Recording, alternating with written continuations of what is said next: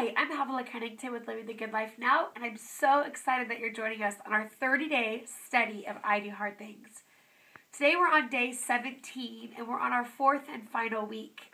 And this week is all about spiritual promotion. It's all about doing all the hard stuff and the right stuff well, and then in turn looking for a benefit and reaping a harvest. So today we're looking at another favorite topic of mine, and it's called celebrating success or celebrate success.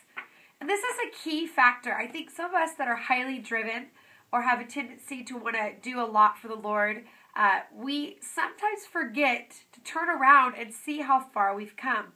We could take a record of kind of how to do this when we look at the same story as we did yesterday, today. In 1 Samuel 17, it's talking about David, and David acknowledges and celebrates his prior success. The way he does that is he says in this verse, he says, "Your servant has killed both a lion and a bear." And he's telling them before he wants to go and kill Goliath, hey, guess what? I've done this before.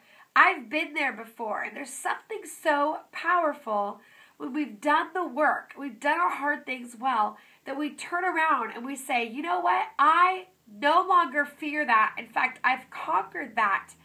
And we remind ourselves of our success. I know one of my favorite habits to get in the car after I've spoken somewhere or taught somewhere, and having been full of experiences of failure and having learning disabilities, feeling kind of secondary in class in the church, it always amazes me when I can actually do something and get through something.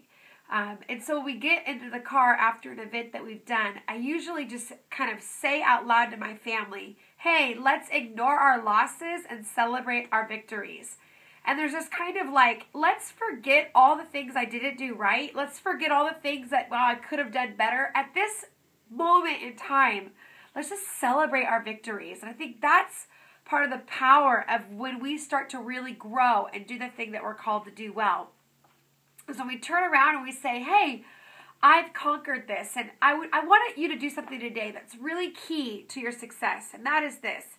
I want you to think about your Goliath right now, whether it's your marriage, whether it's your finances.